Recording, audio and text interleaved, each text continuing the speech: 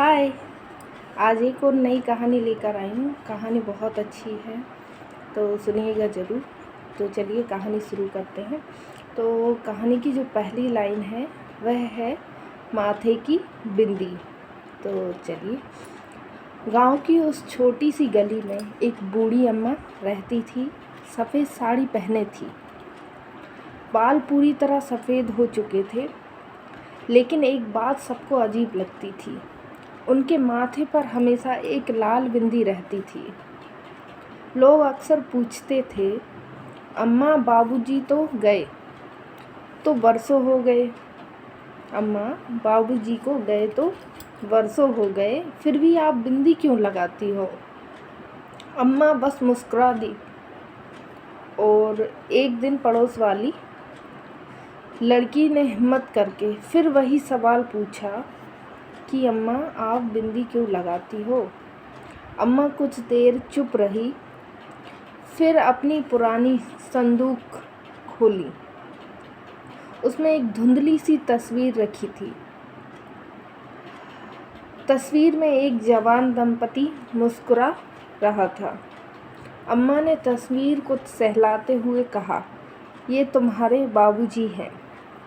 शादी के बाद जब पहली बार मैंने बिंदी लगाई थी तो इन्होंने कहा था, तुम्हारे माथे की ये बिंदी तुम्हारी मुस्कान से भी ज़्यादा सुंदर लगती है। अम्मा की आंखें भर आईं। उन्होंने आगे कहा, फिर एक दिन वो चले गए, बहुत दूर, जहाँ से कोई लौटकर नहीं आता है। लड़की चुपचाप सुनती रही। लोग कहते हैं कि उनके जाने के बाद मुझे बिंदी लगाना छोड़ देना चाहिए था, लेकिन मैं कैसे छोड़ देती? ये सिर्फ़ एक बिंदी नहीं है, ये उनकी आखिरी तारीफ़ है, जिसे मैं आज भी अपने माथे पर सजाकर रखती हूँ।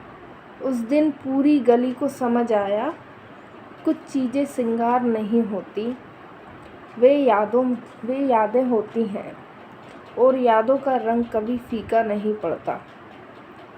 तो आपको ये कहानी कैसी लगी बताइएगा, कमेंट करिएगा, लाइक करिएगा, सब्सक्राइब करिएगा। या आपको कोई ऐसे शब्द हो जिन पर कहानी सुननी हो, मैं उन पर कहानी बोल सकती हूँ। जो भी आपको लगे वो मुझे कमेंट में लिखकर बता दीजिएगा। तो मेरी कहानी सुनने के लिए आपका बहुत बहुत धन्यवाद। देखते हैं आगे मैं और किस कहानी पे लेके आती हूँ। कल फिर मिलेंगे एक नई और कहानी के साथ, जो इसी तरह की होगी, कुछ अच्छी भी। बाय।